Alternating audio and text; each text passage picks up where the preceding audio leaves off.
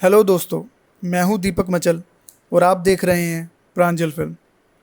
तो ये कहानी शुरू करने से पहले अगर आपने मेरा चैनल अभी तक सब्सक्राइब नहीं किया तो सब्सक्राइब कर लीजिए, ताकि जैसे ही मैं कोई नई वीडियो अपलोड करूं तो आपको उसका नोटिफिकेशन झट से मिल जाए।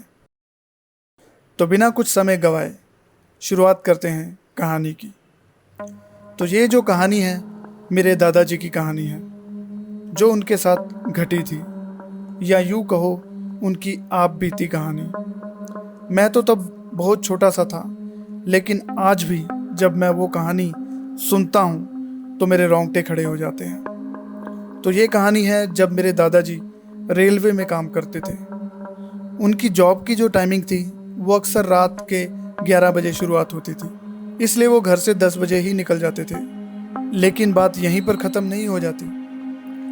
मेरे दादाजी जिस रास्ते से गुजरते थे उस रास्ते में एक कब्रिस्तान भी था। क्योंकि वो रास्ता छोटा होने की वजह से अक्सर लोग वहाँ से गुजरते थे, लेकिन लोगों का ये भी मानना था कि उस रास्ते को आप 10 बजे से पहले पार कर लो, क्योंकि लोग कहते थे कि अक्सर वहाँ पर बुरी आत्माएं, बुरी शक्तियाँ आपको परेशान करती हैं। और मेरे दादाजी अक्सर उस रास्ते से गुजरते थे। मेरे दादाजी को उस वक्त बीड़ी पीने का बहुत शौक था और अक्सर उस रास्ते से गुजरते हुए वो अपनी बीड़ी सुलगा लिया करते थे।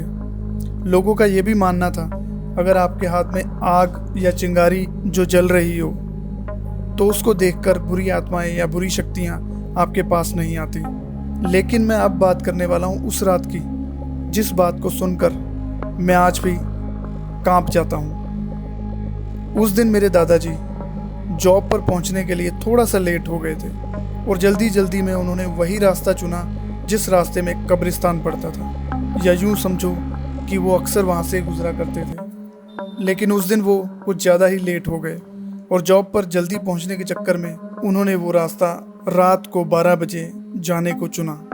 और इसी आनन फानन में मेरे दादाजी उस दिन बीड़ी सुलगाना भूल गए। और जैसे ही दादाजी कब्रिस्तान की हद में पहुंचे तो अजीब सी ठंड महसूस करने लगे, जबकि उस दौरान ज़्यादा मौसम ठंडा भी नहीं था। पर दादाजी को समय पर पहुंचना था, तो दादाजी ने उसको इग्नोर करते हुए बस अपने रास्ते की तरफ बढ़ने लगे। पर अचानक उनको ऐसा लगा जैसे उनके पीछे कोई धीमे धीमे चल रहा हो, और उसके साथ साथ घुंघरुओं की आवाज़ भी आ रही थी, जो एकदम दादाजी के कदमों के साथ साथ चल रहे थे। और अगर वो रुक जाते तो कदम भी वहीं पर रुक जाते और घुंघरुओं की आवाज़ आनी भी बंद हो जाती।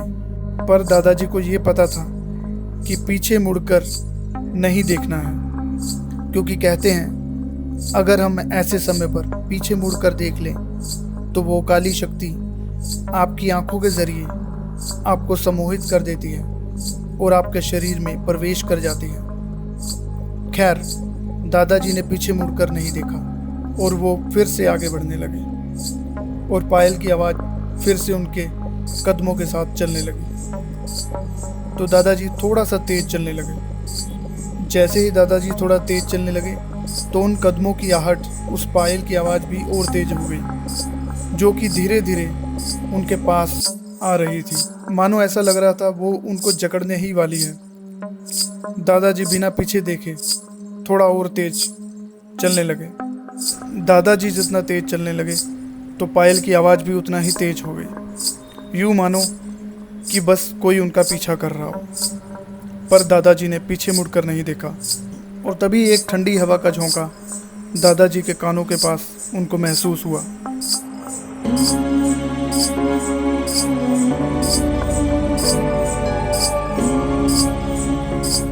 और अब उनको यकीन हो गया था कि कोई उनके पीछे है, कोई बुरी शक्ति, कोई बुरी आत्मा उनके पीछे है। लेकिन दादाजी ने पीछे मुड़कर नहीं देखा। और तभी दादाजी को याद आया कि उनके पास आग जलाने के लिए माचिस और बीड़ी है।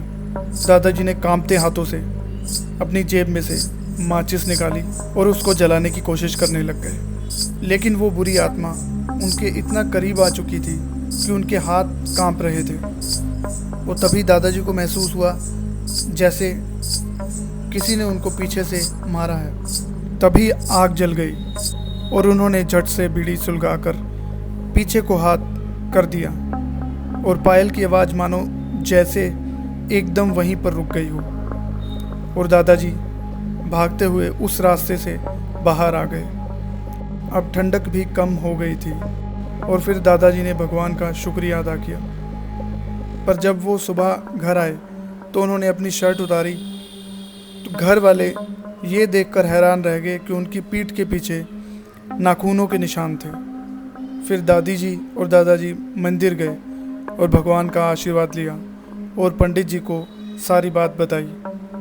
पंडित जी ने कहा कि आपको बस जीवन दान मिला है और उसके बाद दादाजी ने छोटा रास्ता छोड़कर बड़े रास्ते से जाने लग गए।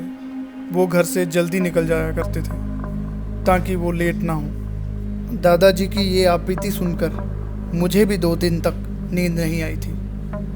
पर दोस्तों, हम माने ना माने, अगर भगवान है तो शैतान भी है और वो अक्सर अपना शिकार अंधेरी रातों में ही ढूंढते हैं। दोस्तों, क्या कभी आपको लगा है कि आपको कोई देख रहा है या फिर आपके पीछे कोई है? दोस्तों, अगर आपके साथ ऐसी कोई घटना घटी है तो आप ज़रूर मुझे कमेंट बॉक्स में अपनी स्टोरी भेजना या मेरा ईमेल आईडी जो मैंने नीचे कमेंट बॉक्स में मेंशन किया है उसमें ज़रूर सेंड करना, ताकि मैं आपकी बात, आपकी वो कहानी और भी लोगों तक पहुंचा सकूं। और हाँ दोस्तों, अगर आपको ये कहानी अच्छी लगी हो तो चैनल को ज़रूर सब्सक्राइब कीजिएगा। और अब आपके होस्ट एंड दोस्त दीपक मचल को दीजिए इजाज़त। अगले ट्यूसडे मिलेंगे एक नई सच्ची कहानी को लेकर और शायद वो कहानी आप ही की हो। अभी के लिए शुभ रात्रि, शब बखैर।